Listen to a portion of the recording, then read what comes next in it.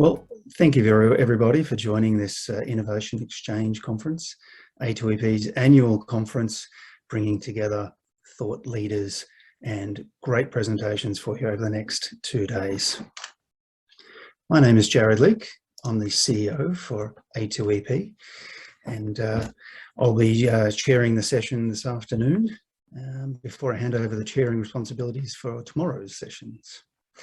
Joining me today is Jon Jutsen, the CEO from Race for 2030, and 3 fantastic thought leaders in the energy space who I'll introduce shortly. To kick off this conference, I'd like to do a quick acknowledgement of country and start by acknowledging the traditional owners of where I'm living and broadcasting from in the northern suburbs of Sydney, and that being the Darramurrugal people here. I'd like to pay my respects to their elders, past, emerging and present elders with the likes of Auntie Edna Watson. Edna Watson is a Darug elder who works with locals with preserving storytelling and the language and supporting local Aboriginals with areas of nursing and midwifery. Our conference is brought to you by our members, and I'd like to acknowledge their support and thank them for their ongoing support. Our members also share our vision for developing and making a more energy productive world. I'd like to acknowledge their fantastic ongoing support that does allow us to explore the world's best practice in energy productivity.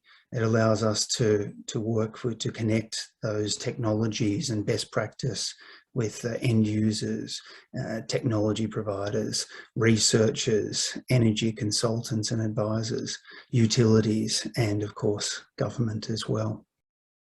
Now, very shortly, we'll be hearing from the Energy and Environment Minister for New South Wales, Honourable Mr. Kean, and we'll have a short address from him. Then we'll have, as mentioned before, the CEO from Race for 2030, Jon Jutsen, giving a quick welcome there and letting you know about the Race for 2030 streams coming up that we're running in parallel with the A2EP streams. And then we'll get straight into our first session today. And with that, we have 3 fantastic thought leaders in the energy space. Fiona Simon, the CEO of the Australian Hydrogen Council. We have Heidi Lee from Beyond Zero Emissions, as well as Dr. Mary Stewart from Energetics. 3 great presentations coming for you just after our introduction here. So A2EP is a non-for-profit organisation and working with businesses and government to help create a cleaner and more successful and future by producing more with less. You may have noticed we've taken a much more stronger stance on decarbonisation over the last 12 or 18 months as our members and what have you represented. That's what they're doing. If I look at just how far things have come in the last 12 or 18 months, you could turn back and I look at reviewed our annual conference from last year, and quite amazing how much things have changed in the last 12 months or so. Can really clearly see how things have changed from just a burning platform to a burning ambition. Not anymore about what we should do, but what we are doing and what we are achieving with decarbonisation. If you think about how far things have come in the hydrogen industry in the last 12 months, decarbonisation commitments from industry, we'll hear more about that from Mary Stewart. New South Wales and Victoria governments really leading the way with their programs and commitments. Local councils really leading the way as well with their decarbonisation commitments. So you see it's absolutely widespread where these commitments are happening and the change that's happened in the last 12 months. Even conservative media, you may have seen recently that they have now made a commitment to more of a net zero reporting. So it's becoming clear that net zero is being locked in and the opportunities for a profitable change to net zero is becoming clearer as well. So with that, we've got these major drivers or mega trends that are happening there. Decarbonisation, with that cheaper renewables really enabling that, especially when you compare the cost of those variable renewables versus firmed electricity or even natural gas. Major shift happening there. And finally, the other sort of major shift that we see when it comes to Internet of Things or Industry 4.0, that the costs for those sorts of services are coming down dramatically. From our calculations, over 80% in the last 10 years, whether that be for the services to capture the data or store the data or analyse the data. Either way, massive reductions in costs there, enabling a lot of change. And we certainly see this as driving a lot of structural change, whether that be electrification, and then coming with that the need for demand management, demand shifting, load flexing, bioenergy, green hydrogen, all those three being that fuel switching for decarbonisation. And coming along with that, thanks to those other enablers, is this circular economy and decentralised approach. So these are some major changes that's happening and is in progress right now. And then you think, well, 2030, a lot of companies have made those midterm commitments. I think, well, that's not really that far away anymore, is it? That investment in the new boiler or new piece of farm equipment machinery that lasts for 20 or 30 years, all of a sudden you might have yourself a stranded asset through the 30s as everything else changes and more commitments are made and more carbon border adjustment levies are imposed. So that horizon really is coming very fast. And if you think of it, even go to the extreme of like the steelworks, 2050, believe it or not, comes fast when they have to make decisions on a 20, 30-year horizon on what technology they're using for steel making. And those decisions are made 5 years in advance. So even 2050 is coming fast for some industries. Either way, there's a tidal wave of opportunities coming. And it's great to see the overwhelming support we have from government, multiple levels of government, especially coming from New South Wales, Victoria and ARENA, really helping with this transition. So, time to kick off the conference. We have a interesting way to present this to you with having two channels to be looking at today, through this afternoon and tomorrow. Well, through our conference partners, Race for 2030, they'll be presenting on solutions of the challenges of the future. The A2EP stream is very much here and now, and activities that has happened over the last few months and the challenges that's happened there, and talking about those. So you'll be able to change channels in the middle of a session and through each session. So you'll have a great amount of choice there. All of the sessions will be recorded. All of the presentations will be issued, and we'll hopefully get those out to you all next week. But yeah, you have a fantastic choice to be able to flick between those two channels. So I hope you enjoy that. There's the choice that you have, and enjoy the conference as we go through. Mentioned before, we have an address here from Minister Kean. I'll kick that video off. Unfortunately, it is a sitting day today, so we couldn't have him address us live, as we had intended to do with the original plan for having a face-to-face conference. But of course, Delta strain has put paid to that one. But we're very happy to have a video here from Minister Kean, and let me play that for you now. Can I begin by acknowledging the traditional owners of the land and pay my respects to their elders past, present and emerging. I'd like to thank the Australian Alliance for Energy Productivity for inviting me to join you for this Energy Innovation Exchange online conference. The term energy productivity captures what's at stake when we talk about energy efficiency. If we want to keep increasing wages and increasing living standards, we've got to boost our productivity. And if we want to ward off dangerous climate change, we've got to get to net zero emissions by 2050. Energy efficiency is a productivity bonanza for the environment and for the economy. It's just one more reason why taking action on climate change should not be about the cost to our economy, but rather about the dividends from preserving our planet and setting our country up for the future. Australia, and New South Wales in particular, has enormous opportunities to grow our productivity and our economy as the world decarbonises. We've got the available land, the renewable resources, the technology smarts, the global networks, and of course the industry expertise. Our renewable energy resources can underwrite new industries in green hydrogen and materials like green steel and aluminium. And we're turbocharging the wins from our energy savings scheme with a new energy security safeguard that will run until 2050, and a new certificate scheme to support technologies that reduce demand at peak times. We want the safeguard to be an engine of innovation, with opportunities and incentives for innovative service providers and suppliers to grow their operations as they grow the energy efficiency of industry and business. The safeguard is an integral part of the New South Wales electricity strategy, which is creating a reliable, affordable and sustainable electricity system. Renewable energy zones and our electricity infrastructure roadmap are transforming the electricity system so that we can enjoy some of the cheapest, cleanest and most reliable energy anywhere in the world. Investors love it, with our New England renewable energy zone swamped with over 80 registrations of interest, totaling a massive 34 gigawatts from potential renewable energy projects. This is investor confidence on steroids, with more than 4 times the level of interest needed to fully build out the 8 gigawatt renewable energy zone.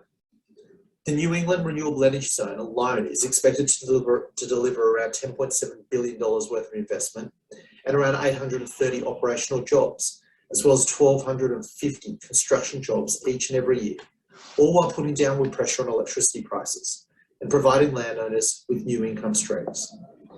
New jobs and generation doesn't mean that we give up on existing jobs in energy-intensive industries. The government's $750 million net zero industry and innovation program is helping to transform our carbon-intensive industries into green manufacturing powerhouses, with hydrogen hubs to take advantage of our existing energy export infrastructure. And our electric vehicle strategy is a $500 million investment in making New South Wales the best place in Australia to buy and drive an electric vehicle. As we transition our grid away from coal to renewables, a bigger proportion of each and every charge will be clean, green power. And it's not just private vehicles. Public transport is being transformed too, with more than 89 electric buses hitting the road over the next 12 months, helping to clean our air of pollution and lowering the carbon footprint of public transport. Across the economy, we are seizing opportunities to get to net zero in ways that create jobs and encourage innovation and competition. We all know the world is engaged in a race to decarbonise. As the race intensifies, there will be a wealth of opportunities for new technology, new industries, and new jobs. I'm absolutely determined to make sure that New South Wales harvests every opportunity to underwrite our future prosperity in ways that combat climate change and build a stronger, more productive, and more competitive economy.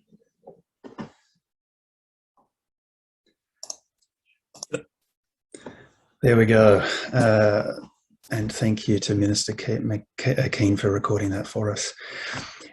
Jon, if you're there, if you could come off mute and let me introduce you. And Jon, that was some good headlines to pick up there, and we see that coming from New South Wales and other governments getting on board there. But yeah, the highlights there: green hubs, energy, green jobs, H2 hubs. But I think majorly you see that opportunity is the buzzwords that I'm hearing is harvest opportunities. That's what we're hoping. Let's see if we can help industry do that. Jon, you there? I am. Can you hear me? Yeah, gotcha. Jon, it's great to have you as a partner with this for our conference here over the next couple of days. Race for 2030, really addressing those long-term challenges, ones that we don't have solutions for, and in terms of capturing those opportunities, the research that you guys will be doing will be absolutely crucial for that. So a very timely introduction there, I think, from Minister Kean to what the race program will be like over the next couple of days and larger time frame as well. Thank you, Jarrod. And having my previous job being sitting in your seat, I'd like to thank you for both taking on the role and making it so successful, but also in your continued partnership with us. So Race for 2030 is a CRC, a Cooperative Research Centre, but I prefer to call it an innovative collaborative for the energy and carbon transition. We've got over 70 major partners, and probably we'll have 100 by the end of the year, by the end of next year, sorry, and $330 million plus of resources to invest over 9 years. I'd like to acknowledge Matt Kean and the New South Wales Government with their focus on innovation to support the transition to a low carbon future, and for welcoming change and embracing the opportunities for the New South Wales economy. And there are wonderful opportunities for business. And I'll be talking about those more in my 3 p.m. slot, advertising. Both the New South Wales Government and A2EP are core partners of Race for 2030 and collaborating with us to accelerate the transformation. We're researching solutions to the big challenges that are occurring in this change in energy and carbon. We believe in unleashing the power of innovation to accelerate change and maximise the benefit for all Australians. We're focused on transformative change. Incremental change is not enough anymore to get to net zero or to a competitive economy in the time we have available. And we're going to be addressing some strategic challenges over the next 2 to 3 years, like finding the best paths to net zero for business, integrating large numbers of electric vehicles with homes and the grid, and looking at how to scale up to retrofit millions of homes for decarbonisation. I'll be talking about specific programs and projects in my later session. Our sessions in this exchange are looking to the future, talking about real innovation projects underway and planned. And without this energy and carbon transformation, in innovation in energy, Australian businesses will not have a competitive future.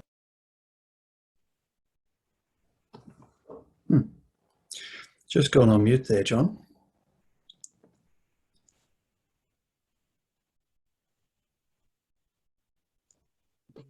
Yep.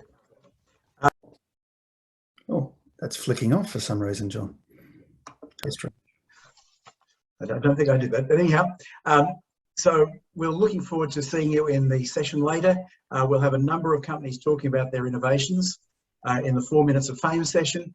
And please take the opportunity to talk about innovation in your own company. This is one of the few times in a conference you actually get to be on the stage. So we're giving you that opportunity to do that. And we're looking forward to seeing you in our session. Thanks again, Jarrod, and I hope you have a wonderful conference, everyone. Thanks very much, John. And just to remind everyone that the sessions are recorded. Both of the parallel sessions are recorded. So, and you can switch in between the two. So you should have the, you will have the 2 links, whether about in the calendar invite or available on the A2EP website. And you'll be able to switch in between the race sessions or an A2EP session.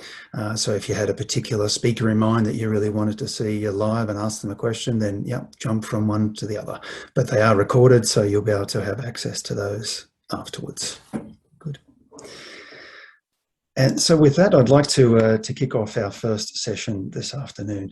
And we're going to be talking about energy productivity and the net zero advantage, and just how crucial energy productivity and that sort of thinking will be to this upcoming structural changes that we have. We're going to start this afternoon with Fiona Simon, the CEO from Australian Hydrogen Council. And Fiona, if I could ask you to come off mute as I introduce you and start your video and presentation, and I'll provide a quick introduction for you there. Great, thank you. Thanks, Fiona. Yep, gotcha. So Fiona, CEO of the Australian Hydrogen Council, which is the peak body of the Australian hydrogen industry. And gee, haven't we heard that name, hydrogen, a lot in the last 12 months? What an absolute skyrocketing trajectory you've had over the last 12 months. The AHC, that you connect the hydrogen industry and its stakeholders, building a secure, clean and resilient energy future based on hydrogen. Your members are from a range of sectors: energy, transport, consulting, banking and technology. But prior to this, you worked for 20 years in the energy policy and regulation industry and specialising in energy retail, competition and consumer protection matters. Fiona, with your Bachelor of Arts and a PhD from the University of Melbourne, Lots of well-regarded academic books on retail energy and regulation. Perfectly placed to take us through what's happening with hydrogen. I'll hand over to you. I'll stop sharing and hand over to you then. Fabulous. Thank you so much, Jarrod, and thanks for having me as well. So I'm going to endeavour to share the screen. And just a quick reminder, we will have time for Q&A, so pop those questions in the Q&A box, and we'll certainly endeavour to get through as many as we can, either at the very end of the session or a quick one or two after each presenter. Thanks, Fiona. Great. Now, can you see my screen? Sure can. Yeah, good. Fantastic. Well, thank you. Well, so yes, I'm Fiona Simon. I'm the CEO of the Australian Hydrogen Council. And the Australian Hydrogen Council, or AHC, is the peak body for the emerging hydrogen industry. So our objective is to grow the industry, to have clean hydrogen as a key part of the energy mix. We have 80 members at the moment. You can see many of their logos on the screen. And our members are companies. They're spread across a number of sectors, and the main areas are energy, transport, technology, and consulting, which, as we'll go on to hear in this presentation, reflects some of the versatility of hydrogen. So for those who are less familiar with hydrogen, and I was one of those people just over 2 years ago, this slide provides some basic points. And I just wanted to briefly touch on what I consider to be the top 3 characteristics that make it special. So first of all, hydrogen is made and not found, which means we're not relying on limited resources or regions. And like electricity, it's an energy carrier. And like electricity, we can make hydrogen in different ways, with the clean and the green versions presenting that longer term opportunity. And when I refer to the emerging hydrogen industry, that's what I'm referring to. So we make green hydrogen from renewable electricity and water via a piece of kit called an electrolyser. And there's no inherent carbon footprint in its production or use when made that way. So the second key criterion is that hydrogen is storable over time and transportable. So because it can exist as a gas or a liquid, it can be stored for long periods of time, much like other liquid fuels, sort of molecular carriers of energy. And unlike batteries, it doesn't lose its energy value. And so this is where hydrogen can play an important role in balancing electricity grids. And it can also be transported over long distances, whether by truck or ship or pipeline. And that helps communities maintain access to energy when needed, and it also makes it exportable. And of course, hydrogen is versatile. So it can be converted across different uses for energy, transport, and industrial processes. You do lose the efficiency as you go through many of these conversions, so it is still not the answer to everything, but for those particularly hard to abate areas, hydrogen has huge promise. So it is important to note that hydrogen does work with and support renewable electricity and batteries. So as I said, it comes into its own for those harder to abate applications where electricity can't reasonably be used, or where batteries might compromise payload, such as for heavy transport, or it makes it difficult to reach the very high temperatures for some processes. So this slide shows analysis from the Energy Transitions Commission, and it plots various end uses for hydrogen by the confidence that we have in hydrogen as having to have a role, and then the readiness also to use it. So this is global analysis. It won't precisely reflect the Australian environment, but it's a really useful way of looking at it. And we can see here that the hydrogen uses toward the right along that x-axis reflect stronger confidence, as in we need to use hydrogen more to decarbonise than otherwise. And uses higher up the y-axis reflect a greater readiness to actually do that. So uses that rate well on both axes relate to where hydrogen maybe already plays a role and we need it, such as the production of fertiliser. You can see medium confidence for hydrogen is in heavy trucking and high temperature heat processes, and they've got different degrees of readiness. And very heavy transport, so shipping and aviation, are less ready, and they certainly represent sectors though where hydrogen will need to play a role. And we've got a similar piece of work in Australia. This is work done for the Clean Energy Finance Corporation by a consultant Envisian. It was released in May 2021. And they came to some similar conclusions, looking at the dependence on hydrogen for different applications and the current economic gap to commercialisation. And so the darker green rows are for applications that are more likely to require hydrogen to decarbonise, and the longer you can see a row going to the left, the higher the economic gap. You can see shipping and marine are at the bottom in dark green, and high temperature heat and ammonia are medium green and around halfway up. I won't linger here, but for those of you who didn't know about this report, I recommend it highly. And so, yes, I would certainly say it reflects the current state of knowledge in Australia about the role of hydrogen. So given the opportunity provided by clean hydrogen for economies seeking to decarbonise, we are clearly seeing huge global interest. So many countries have now released hydrogen strategies or roadmaps and vision documents. Two major sets of announcements were made in August, so just recently, with the US allocated a $9.5 billion US, so 13 billion Australian, directly to hydrogen, and with further potential multi-billion impacts from other infrastructure coverage. And the UK committed £240 million, or around 452 Australian dollars, million dollars, directly, with a further £1.3 billion for net zero with hydrogen as a priority. And of course, many countries are going to need to import their hydrogen, including some of our key trading partners, those who currently buy our coal and our natural gas. These are countries like Japan and South Korea who want to shift to lower emissions fuels but don't have the resources to make what they need. So then for Australia, a hydrogen industry shows particular promise both domestically and for export. And our national hydrogen strategy was released in November 2019. And in there, it says one of the measures for success for Australia is that we're one of the top 3 exporters of hydrogen to Asian markets by 2030. So it's a positive story. We have the renewable energy resources, the technical skills, and the track record with international partners to become a global hydrogen leader. But the problem is, and this goes back to the economic gap and that readiness piece from before, hydrogen in its clean form is pre-commercial. We are a way off producing it at scale for domestic or international use. We don't yet have the supply chains, the infrastructure, the vehicles, or the vessels. And the cost to make hydrogen needs to compete with existing incumbent fossil fuels. And it's certainly some way off being able to compete effectively with natural gas at the moment. This slide shows some of the funding announcements here in Australia. They've been vital to get many of the projects that we have so far off the ground. This and some of the other information I'm presenting has come from or can be traced back to a website by High Resource, which is on the CSIRO. It's hosted by the CSIRO. I'll provide a link at the end, but I, again, highly recommend that. But as shown here, we can see current federal funding announced is about $920 million. It's up slightly from that because this was from May.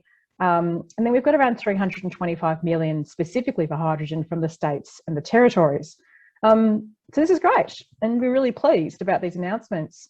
However, there is a need for more than this so that we can get to scale. I'm just going to give you a really quick view of where our more advanced projects are right now. So again, this is information you can get from High Resource. There are a huge number of, there's 66 projects actually, I think. At least there was the last time I checked, 66 projects that are on High Resource. I'm not showing all of them to you now. These are the ones that are more advanced. And this is also with some of that funding that's been allocated to date. So in terms of the picture I can paint, the green rows here are the hydrogen projects that are operational right now. And while I know it's not all about electrolyzers, they are a useful way of plotting the path to scale. And you'll see here our largest electrolyzer is 1.25 megawatts at the recently opened Hydrogen Park, South Australia. And our Australian projects are weighted to gas blending at the moment, which is great because these are long-lived assets and planning is vital. And we also have refuelling here, as well as the important HESC project in Victoria. The next colour grouping are the projects that will become operational in this calendar year. So more refuelling, more gas blending. And at this stage, then we're looking at about 2.7 megawatts of electrolyser capacity and a big jump in hydrogen production overall. And then a lot happens in 2022. Another 10 projects are scheduled to come into operation. Important progress in renewable methane. There's a microgrid in Western Australia, Fortescue's Christmas Creek Mobility Project, and Arrowsmith's 50 megawatt project. So we're seeing some big production figures start to come through. And in 2023, we get into the larger electrolysers, primarily with gas blending projects and ammonia projects. You'll see through here that I've got 10 megawatt electrolysers, and these are the 3 that received funding from ARENA this year, or had it announced $103 million. So that's the industry as it stands, at least where we are now for those more advanced projects. And these are the green shoots that we really need to see. However, the task to get to scale is still significant. So for example, Deloitte provided demand scenarios for the National Hydrogen Strategy, and the two most ambitious scenarios had Australian hydrogen production for 2030 at 724 kilotons a year for one, and then the more ambitious case was 1.8 million tonnes of hydrogen per year. To produce this much hydrogen by 2030, the Australian projects will need to have deployed multiple electrolysers close to the 1 gigawatt scale, which is 100 times the size scheduled to come online in 2023. So how do we get there? Obviously, it's a complex ecosystem. We're all trying to build it, and it does take everyone. For Australian Hydrogen Council, we are focused on the policy settings in place to reduce the investment gaps and the knowledge gaps and to encourage the market. And we use as a framing mechanism the economic, regulatory and social licences to operate, as shown in this slide. And I won't stay on this slide because it is reasonably self-explanatory. On the economic licence, we're actually going to release a white paper this month, which pulls together multiple sources of evidence to provide recommendations to policymakers. So I'll just briefly summarise the key points. So of course, there is enormous opportunity for Australia to create a vibrant hydrogen industry. And I think everybody knows that. It's at the heart of so many of the statements made by governments and others to date. But what we're saying here is that planning is vital. So the Australian hydrogen industry of the future will require large-scale electrolysers, renewable electricity at significant scale, hydrogen storage, water pipelines, electricity infrastructure, carbon capture and storage where this is appropriate, hydrogen pipelines, which may be repurposed from existing pipelines. We're going to need industrial and port facilities to be developed to process and export hydrogen and its derivatives, including ammonia. The mineral and chemical companies will need to invest in new production processes. Transport and logistic companies will need to be looking at new vehicle technologies and procure those. We're going to need refuelling stations to supply hydrogen for vehicles. And then there's that whole piece around households and businesses and in conversion from gas and oil-based fuels to hydrogen or electricity for heating and mobility. And each of these elements will have its own costs, its own dependencies, and its own engineering reality, which will in turn affect the business case for different means of producing, storing, transporting, and using hydrogen compared to the alternatives. And several of these elements will have very long timeframes for project design, for feasibility, and for planning. We need the impacts on local economies to be understood and planned for. We need to be able to answer important community and societal questions about competing uses for land and water, priorities for infrastructure for different purposes. We'll need a fit-for-purpose regulatory framework with the flexibility to work across sectors and jurisdictions. So the task ahead does need a whole of economy planning approach that addresses multiple hydrogen production, delivery and use pathways and can lay the foundation for regulatory developments and community education. So we're arguing for this to occur via a new national body responsible for net zero more broadly. Hydrogen needs to be considered within that net zero story. And of course, we need to be looking at funding because the hydrogen industry isn't yet commercial and considerable investment is required. The public sector investment will unlock several times its value from the private sector, but at this stage still the sheer scale of what we're talking about would still need a significant amount from governments, and we're suggesting a net zero fund with an initial allocation of $10 billion. In the short to medium term, we're arguing that it's worth prioritising funding for applications that are more dependent on clean hydrogen for decarbonisation and have a medium economic gap to commerciality or have huge promise in terms of their growth potential. Because if we can start to close some of these gaps and see this domestic industry take shape at scale, it'll open up the doors to the other uses that may have worse business cases right now. So we're recommending the Australian government prioritises as project funding to grow demand for steel. First of all, we're talking about trials for heavy transport, and then we're also looking at these hard to abate industrial processes, and I've put the specific recommendation that we've put in on that on the screen, but we're talking about supporting green steel or pig iron, methanol, alumina and ammonia as being key areas for more to be done right now in order to create some of the confidence that's going to be required to make enormous investments in processes and in kit that do need to last decades. So I'm coming to time. I will make it though. This slide is a little bit more detail about some of the other key areas of policy. There's a lot of work going on, much of which has been driven by government and independent processes. Key examples include the boxes here that are in the lighter teal colour. There's a guarantee of origin piece of work led by the federal government. This is about hydrogen certification. So understanding when someone buys hydrogen, well, how green is it? Where did it come from? We've got standards development run by Standards Australia and also multiple regulators. There's workforce planning. That's a huge piece of work as well. That's being led through the South Australian government. And then we are importantly engaging very heavily on other broader regulatory matters, on social licence and on our international relationships. So I think actually we'll go a few seconds over, Jarrod, sorry. I will finish the presentation here with some links to key websites. And these are great resources. And we also have links and further information on our site as well. And I really do recommend highly High Resource. It has all of the announced and current hydrogen industry and research projects in Australia and New Zealand.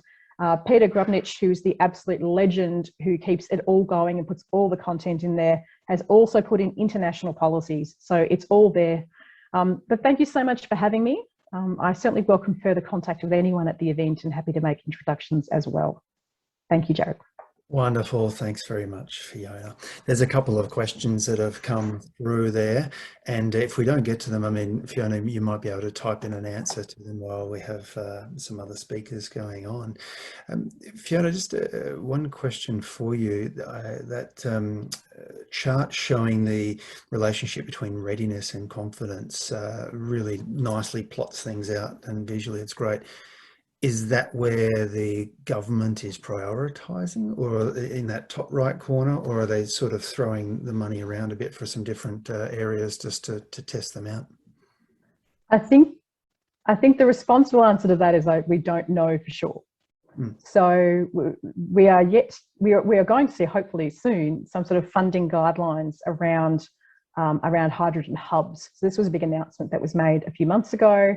There's about over $300 million that would be used for around 5 hydrogen hubs, where the idea is to try to co-locate as much as possible across use and production and try to drive down costs and force efficiencies through. It may well be that in looking at those hubs, they pick hubs that have that are closer to those top right or where they need to be in that kind of table. We also know that ARENA, the investment plan announcement that they made last week, where they're talking about how they're looking to spend the money that they had refinanced last year, is going to be on 30-30-30, solar 30-30-30. So it's a big solar renewable electricity piece. It's on clean hydrogen, and it's also on low carbon metals. So they've talked there about steel, for example. So if we, obviously ARENA as a federal government agency, we are starting to see some of these views come through, but they weren't necessarily things that were prioritised or raised explicitly since the hydrogen strategy in implementation discussions. There's a lot of discussion about domestic use, whereas, there's definitely the value to be looking at things, which is why we did the white paper, drawing on that international and local expertise about where those gaps really are and where electricity direct from the source and batteries probably won't get us there, in which case we really need to start cracking on with what can. Yeah, indeed. Thank you. And look, we do have another minute there. I think we can take on the idea of manufacturing electrolyzers. You do have the players like Siemens doing them, and certainly everyone likes the idea of if this is a green revolution, green jobs, let's have manufacturing for electrolyzers. Just coming from my own background of industrial manufacturing, it's no manufacturer just wants to have a Me Too product. They'd have to do something more, maybe need some research. Is there much happening research for electrolyzers in Australia and or manufacturing? I don't know the degree to which research is necessarily required for electrolyzers, because we know like that technology has been around for a long time. We just haven't done it at scale. So there's quite a lot of confidence that the learning rate, but the period over which the costs will drop will actually happen quite quickly for electrolyzers. So that is a technology question, but it is more about the economics of the technology than it is around technical breakthroughs being required. there are definitely technical breakthroughs that are going to be required in a range of other areas. But they are things which people will be working on sort of more individually or related to particular business cases. Once again, it comes back to scale. So good. Thanks. Fiona, thank you so much. You did mention the word hub and hydrogen hub, and thank you for that, because that leads nicely into Heidi Lee's presentation coming up next. When we start, let's talk about hubs. Heidi, thanks for coming off, putting the video on, and I'll get you to come off mute and load up your presentation in a moment. But Heidi, welcome to our session this afternoon, the CEO of Beyond Zero Emissions. Heidi, you're an Australian leader and independent researcher, innovative solutions demonstrating how the country can prosper in a zero emissions economy. I may add, A2EP has particularly enjoyed and referenced your electrifying industry document put out a couple of years ago. We love that one. Heidi, you've led the organisation to much lauded COVID response piece, the Million Jobs Plan, which showed how just in 5 years renewables and low emission projects can deliver 1.8 million new jobs in the regions and communities that are needed the most. And look forward to hearing, we're going to hear a bit more about that right now. Heidi, I'll get you to come off mute and share the screen, and I'll hand over to you. Thank you so much, Jarrod. I'll make sure I will start and you will tell me if something is not working. Fantastic. It's a real pleasure and an absolute privilege to be here today, joining such a really stellar lineup of speakers, but also, my gosh, the participants. You've got some really high quality people joining us from all across the country and around the world. I'm joining today from the traditional lands of the Wurundjeri people of the Kulin Nation, and first to pay my respects to elders, those past and present, and those emerging. We at BZE, we often talk about really large scale, really exciting change that can happen in the economy and in our communities, in our cities and in our regions. And for this to happen well, this has to happen in consultation with our traditional and First Nations peoples. So making sure that as BZE continues to grow our work and our ambition, that we also in parallel do that with traditional owners. For some people who may not have met Beyond Zero Emissions before, although I know that there's a lot of familiar names in the participants list, Beyond Zero Emissions, we've been around for about 10 years. We are a think tank. We do create those really optimistic view and visions for what Australia can be if we move rapidly to zero emissions. We have a really unique business model, which is why I keep mentioning the exciting participants list, in that we actually volunteer our time, primarily not the staff, but we work on a volunteer-led model where people from all across Australia, professionals, academics, business leaders, investors, all come together and contribute their expertise to creating the plans that we then publish and use to make a difference in the world. We've been supported by incredibly generous donors and philanthropists for over 10 years.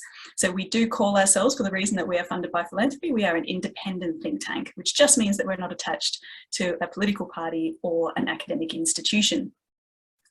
The track record, Jarrod, you mentioned the Million Jobs Plan and the Electrifying Industry Report, but of course, across the last 10 years, we've done more than 2 reports. We've done a decarbonisation pathway for every sector of the economy, and from about 2012, we started looking at what the transition actually looks like in particular regions of Australia where fossil fuel industries and jobs are concentrated. And the 10 gigawatt vision that we published in 2019 for the Northern Territory, I think is a really great example of a transition plan for a region that demonstrates the enormous uplift of renewables and what can happen for the territory if they put renewable energy at the centre of their economic policy. But like you said, 2019 was a very different year to 2020. In 2020, BZE sort of looked at the COVID situation developing, looked at jobs, people needing jobs coming offline in droves across all sectors of the economy. And what we did was we really were looking to like make a difference. How could we do something useful at this point in time? So the Clean Economy Recovery Plan that we put together, the Million Jobs Plan, was co-created with hundreds of contributions from individuals and also individuals working within organisations in just 3 months. So a huge thank you to everyone on the call here who contributed to this piece of work. It was a very pointy time in many of our lives, and we've created together a really amazing product. Like you said, Jarrod, it identifies that there are like more than 1 million jobs in a clean recovery over the next 5 years, but also that we're able to lift living standards and increase GDP at the same time. Now, the premise of this, of course, is not that this will happen without enormous effort and an enormous shift of policy and investment focus across Australia, but it is one that is already happening around the world. So I'll tell you a little bit about what we did with the Million Jobs Plan, what happened next, and then how it led into the precinct work we're doing at the moment, focused on industrial manufacturing. So for the Million Jobs Plan, if you look at where jobs are going to be, primarily the most jobs hungry, jobs intensive activities we can do is retrofit homes and buildings. So I worked in the building industry for 20 years before coming over to Beyond Zero Emissions, coming over to my passion project and making it my day job. We've got an enormous opportunity, let's say, in upgrading the really dismal quality buildings that Australia has primarily built over the last few hundred years, which is great in a pandemic. We can bring back jobs into the economy through retrofitting homes, retrofitting buildings, and making new energy efficient homes. Primarily, we think in the social housing sector is a great way to house people, house them in healthy homes, and also bring jobs into the economy. We are also looking at transport, manufacturing, land regeneration, waste. And the opportunity here is, of course, to do the training and skill building piece that needs to sit to underpin workers across these sectors to be able to do this kind of work. Underpinning the whole show is a massive build out of new renewable energy transmission lines and the important firming infrastructure that we know we need to be able to make this new economy work well. We did an awful lot of work. This is available on our website. I won't go into it now, but the idea of BZE is not just that we write a report, it's actually that we use the knowledge that we co-create with others to be able to make a difference in the real world. And here, the focus was getting to that October budget, the COVID recovery budget, and to see some outcomes from the federal government in supporting projects that were world leading, that were really going to break new ground in terms of shifting our economy more quickly towards getting more zero emissions projects going. This is also available on our website. We don't take our word for it that this is a good idea. We had Chris Murphy do an independent analysis to verify that. The way that we approached the projects that we put forward in that October budget, we didn't put the whole Million Jobs Plan forward. We actually asked our communities and our business relationships across the country to identify where they had projects in their backyard that would showcase real world examples of those big picture national ideas. More than 600 project contributions were received. We assessed them and we identified the top examples where we felt like there was an opportunity for the federal government to be able to make a commitment, make a contribution to seeing these happen. Sometimes we asked for money. This project needs a grant, it needs a low interest loan, it needs something like that. Other times it needs policy support.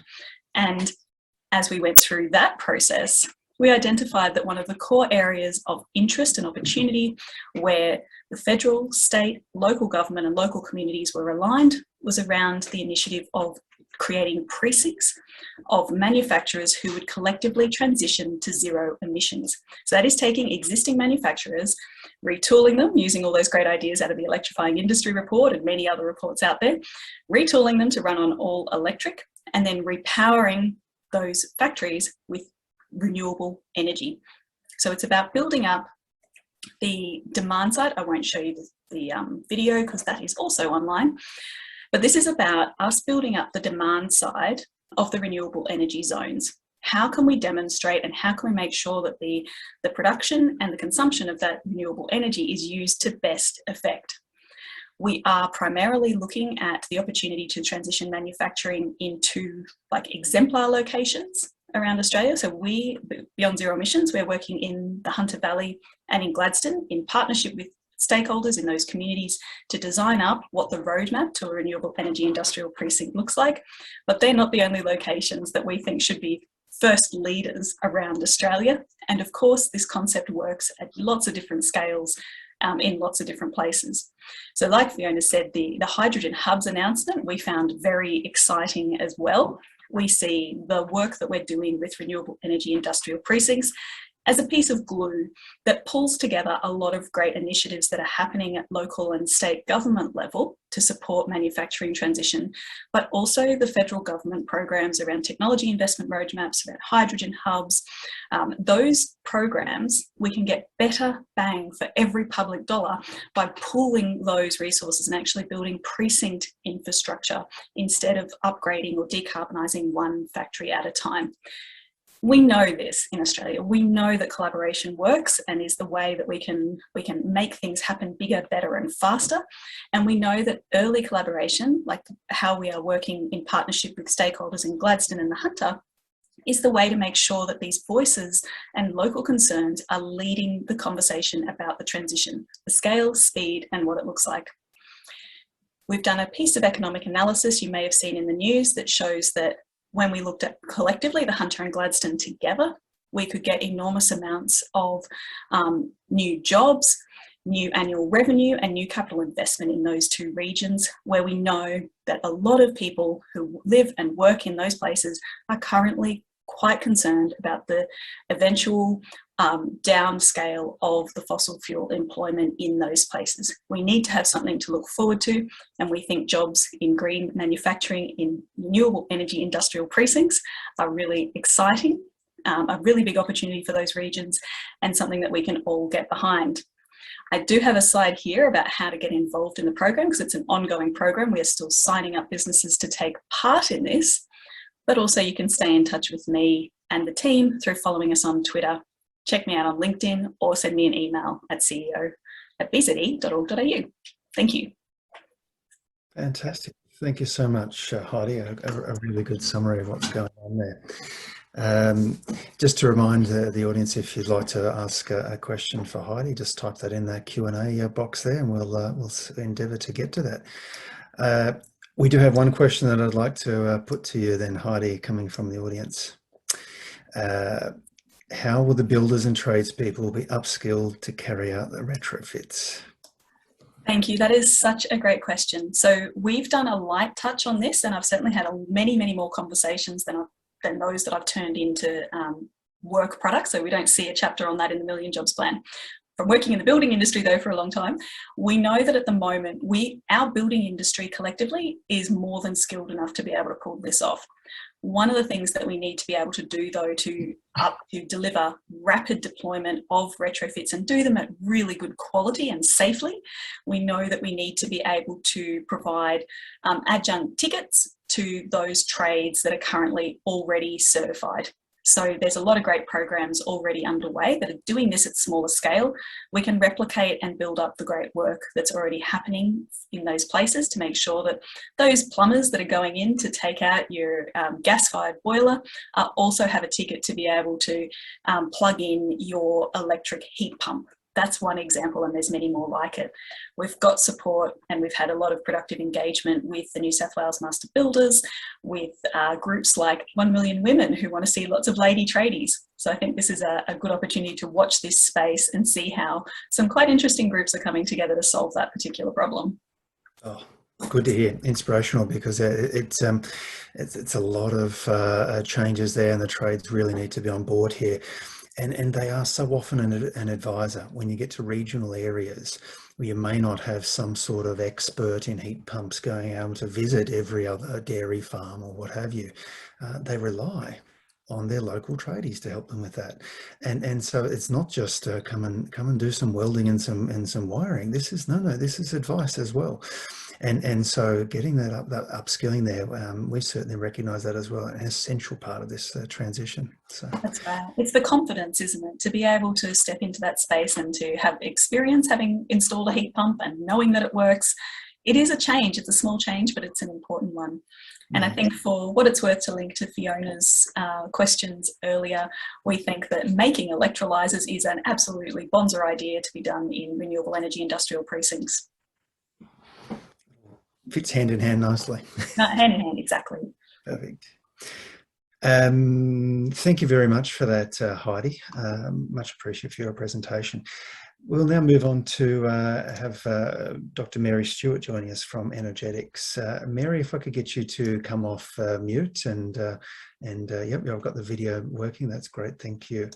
As I give you an introduction there, Mary, you're a chemical engineer and recognised globally as an expert in decision-making for sustainable development.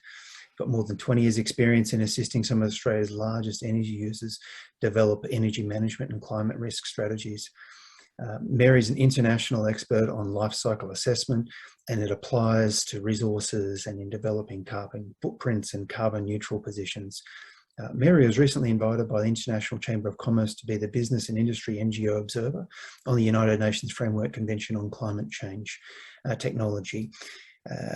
And that's part of the Technology Executive Committee's Implementation Task Force. That's a mouthful, Mary. This task force supports these technology changes work and the technology needs assessment, collaborative technology development and transfer, and uptake of existing clean mitigation adaptation technologies.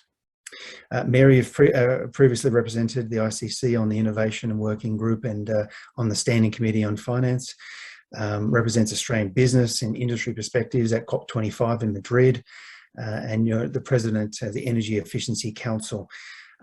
Mary, a lengthy bio, well-deserved, and certainly just the credentials that we need for today. So Mary, I'll hand over to you to take us through your presentation on energy productivity and decarbonisation. Thank you very much, Jarrod. And the lengthy introduction around the UNFCCC is interesting here, because so much of what the Technology Executive Committee is looking at in the context of innovation is a focus on private sector and how the private sector is spending money. And a lot of the innovation that they're looking at, recognizing that in the main technology innovation has already happened. Where we need innovation is in finance structures and business models, is definitely a message that goes straight to the private sector. Just a little bit of a background on Energetics. We essentially work end to end in energy, from helping you buy it, helping you use it better, and ultimately managing both energy and climate risk. Before I go further, I'd like to acknowledge the traditional owners of the land that I speak to you from. I'm speaking to you from the land of the Gadigal people of the Eora Nation, and I acknowledge their elders past, present, and emerging. I'm going to talk to you about the commitments that we are seeing to net zero from the private sector, and the fact that they're really driving change, and how I see energy productivity as being central to a lot of the net zero activities that we're seeing, and ultimately looking at how things are going to go forward. It's been a busy year, and it's not going to slow down. From Biden starting out the year indicating that he will make real cuts in what the US is doing, to the announcements around the carbon border adjustment mechanism and the Fit for 55 out of the EC in July. Globally, ambition is growing. The UK ambition is unquestionable. As they lead up to the COP in a couple of weeks' time, we've been seeing their positioning statements, but recognizing that they held the chair of the G7 until this week. We saw a lot of the partnership there and pushing coming from both the G7 and from the UK presidency of the COP. And I think a lot of this year has been about interesting partnerships, because Biden put John Kerry across not only climate but defense. And that partnering of those two aspects of the US international diplomacy was a very interesting partnership as well. We heard from JJ and from most of the speakers today, this is a race. It's a race to net zero. And you'll see the Race to Zero is a global organization, and interest in that has been growing significantly. But what we've been seeing that's really driving change in the private sector is the fact that money is moving. Investors are divesting, they're focusing on innovation, they want to manage their exposure risks, both to carbon intensive industries and to a changed natural environment. And the money is doing the talking at the moment. And off the back of this, we're seeing very changed regulator expectations. ASIC and APRA are becoming increasingly prescriptive about what they want to understand about how your business model is going to be impacted both by a decarbonizing economy and by a changed natural environment. And in response to all of this, corporate ambition is growing. Everyone is making an announcement on net zero, RE100, and interestingly on TCFD. I'll unpack a lot of that alphabet soup coming soon. And this interest is skyrocketing, and this is a slide that I used last time. I was in the Innovation Exchange in November last year, and this is the change that we've seen in the interim months. So RE100 no longer updates its membership because it's been growing so quickly that they sort of do a blanket update every 2 months. But the terawatt hours under control, RE100 is a commitment to sourcing all of your electricity from renewable sources. Net zero doesn't have a formal global definition, but ClimateWorks did publish their analysis of 173 Australian organisations, which indicated that 49 had net zero commitments. Science-based targets do have a formal basis for definition, and a science-based target requires you to reach net zero by 2050 and gives you a trajectory that you have to follow to get to that net zero. So it's a Paris Agreement aligned trajectory. And certified companies with science-based targets are definitely growing. And domestically in Australia, Climate Active, which is our federal government's carbon neutral program, I mean, you can see they've had a 150% increase in certifications in 12 months. So interest in carbon neutral products and companies is growing significantly. But when I'm talking about these frameworks, how do they fit together? Scope 1, Scope 2, Scope 3, so your direct, your indirect emissions associated with the energy you use, and your indirect emissions associated with everything else. And we start grouping these. So Scope 1 are your on-site emissions, Scope 2 are your electricity emissions, Scope 3, the clearly identifiable ones you can quantify. The nice to have ones are associated with projects, and then there's everything that goes outside that. And that's my technical life cycle assessment description of cradle to grave. But when we start mapping projects or mapping frameworks onto this, we can start unpicking what they mean. So typically when companies talk about a net zero commitment, they're talking only their Scope 1 and Scope 2. Science-based targets require you to set targets on Scope 1 and Scope 2, but recommend that you go to Scope 3. Climate Active, you have to look at Scope 1, Scope 2, and a prescribed set of Scope 3s. And then true carbon neutrality includes everything. RE100 only looks at your Scope 2 emissions. And what I've indicated in the smaller text there is if you don't physically remove emissions or get rid of emissions from those sources, you can buy offsets or credits. And I've indicated what type of offsets you can use in each of the frameworks. And recognizing that for science-based targets, you can't use offsets. You can use LGCs to acquit the emissions associated with your electricity, but other than that, you have to get rid of all of your emissions. And RE100 also only allows the use of LGCs. You can't use offsets to meet your obligations under those frameworks. So just seeing how many companies have committed to science-based targets and recognizing that they have to get rid of all of those emissions. They can't buy offsets to acquit that. So where does energy productivity fit in? This is a typical net zero program. You have electricity emissions, you have other emissions, and then you start looking at your opportunities to reduce. So you have energy efficiency on site renewables and fuel switching. You maybe have an increase in emissions because of growth. And typically you then offset the balance of your electricity emissions with an offsite PPA. And what we've been seeing with a lot of companies, with a science-based target, you need to set a mid-century. So you need to set a midterm. So you need to reach 40% emissions reduction by 2030. And you can see from the magnitude of this, you can meet that by just putting a PPA in place, and an LGC-only PPA. So a lot of companies have gone straight there, but that means that they have an internal price on carbon, and they have an internal price on carbon, which is equivalent to the LGC. So with buying that, they have implemented an internal price on carbon, and that does start to push emphasis onto on-site energy efficiency and on-site renewables. But where does energy productivity fit in? So from my perspective, energy productivity is about getting more product for the dollar you spend on energy, and in this case, electricity. And so in that context, we unpicked what you actually spend your money on. So if you're buying electricity on a normal contract, this is a grid-connected site, and you've got peak, shoulder, and off-peak, and you've got network charges, you can start seeing what you're actually spending your electricity dollar on.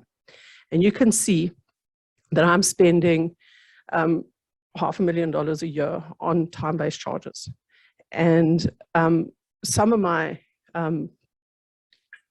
money, so the kilowatt, the kVA-based charges aren't associated with the flow of electrons. I can only manage that through contracting.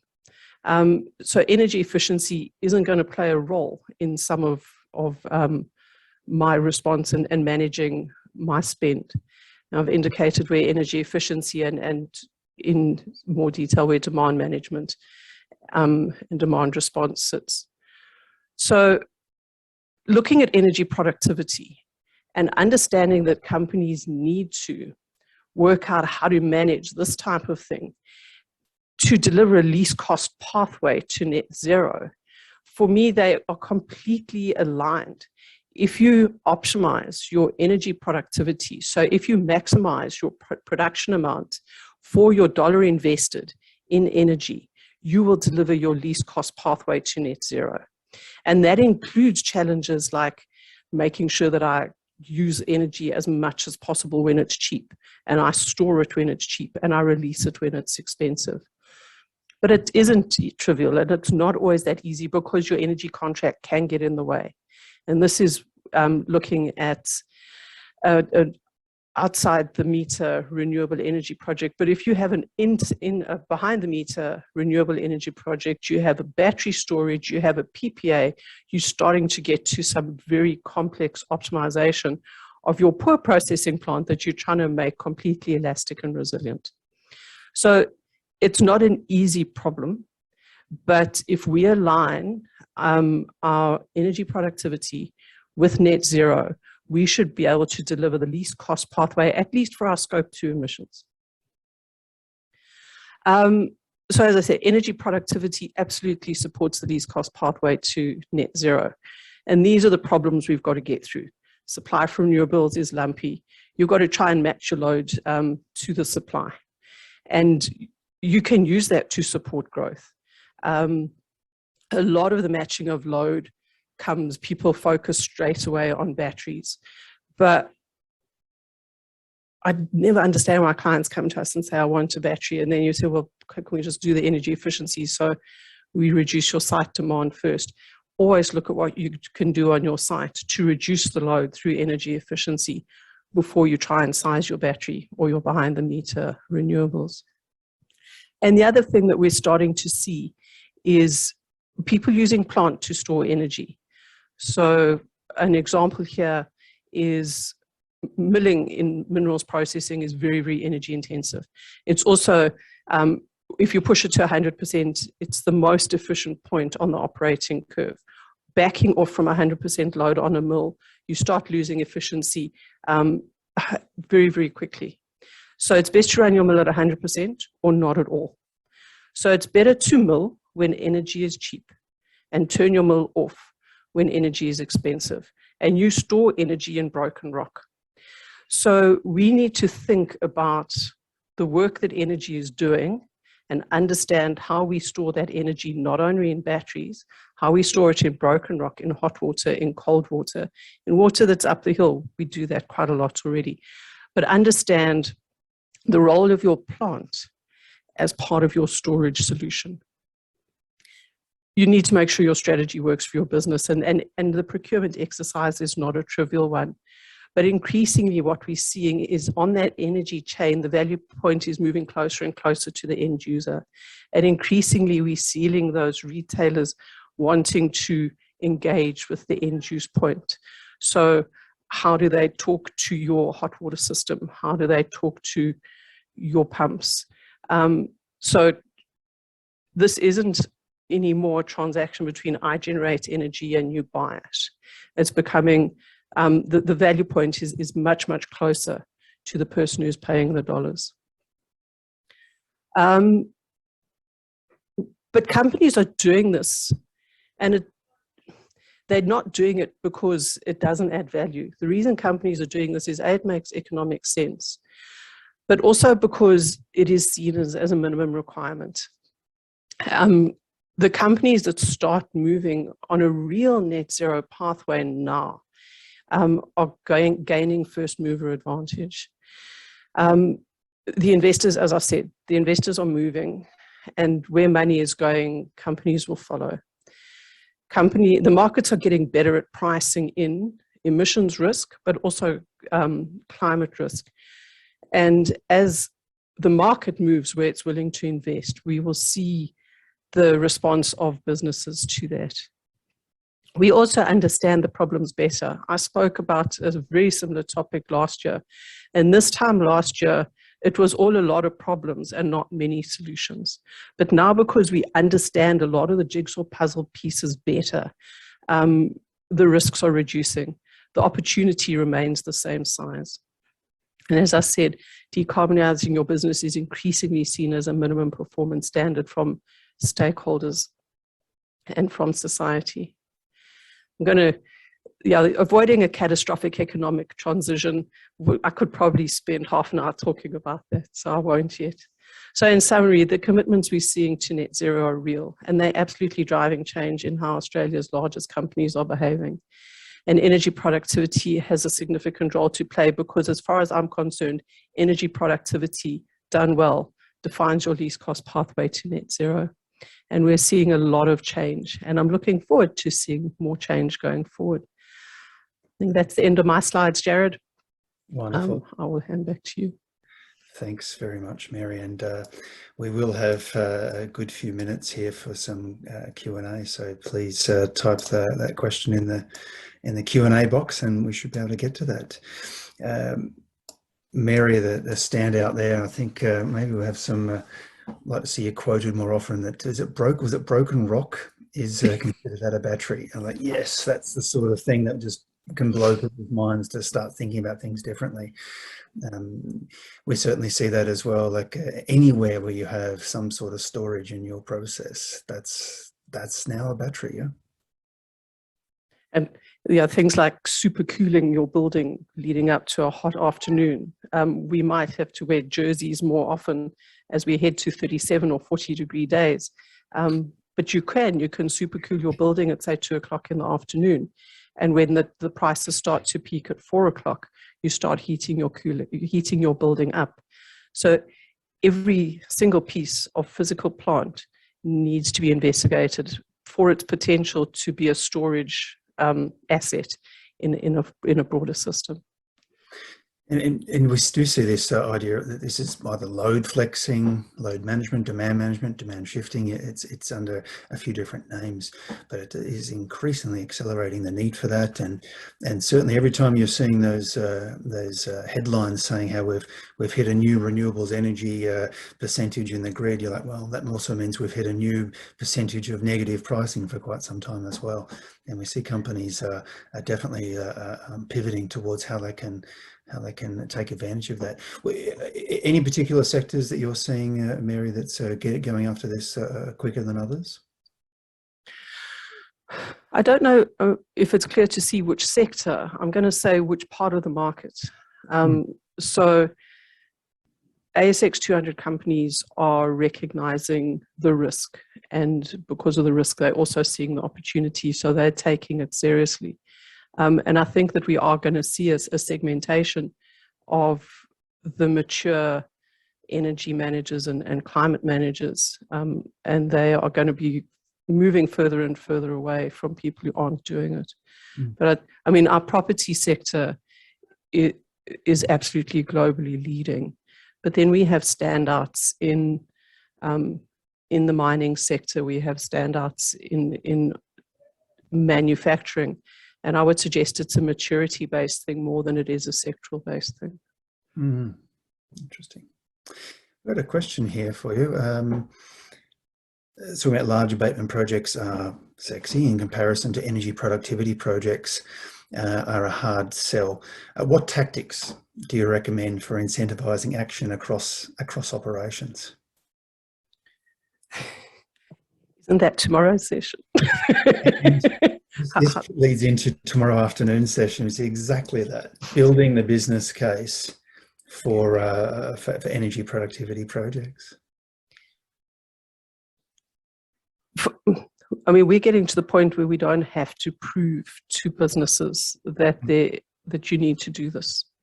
I don't see the need to build the business case for energy efficiency or for energy productivity, because the strategic directive is coming from the board and from executive management. So I suppose if you're on site and you're trying to get your favorite energy efficiency project up, it's to demonstrate how it aligns with corporate goals and targets. And if you don't have those, get executive support or an executive commitment to change, so that at least you have a reason for developing the project. But I mean, what we're seeing is money is moving in certain directions and is putting pressure on companies to address their emissions profiles and their climate risk. And as companies address their emissions profiles, they're setting targets, which makes the business case for change. So in the main, in the programs that we're working on, it has to be done. There are no questions about the business case. It's come down, it's a corporate strategy, and people are delivering them. Yeah, absolutely seeing that more and more, aren't we?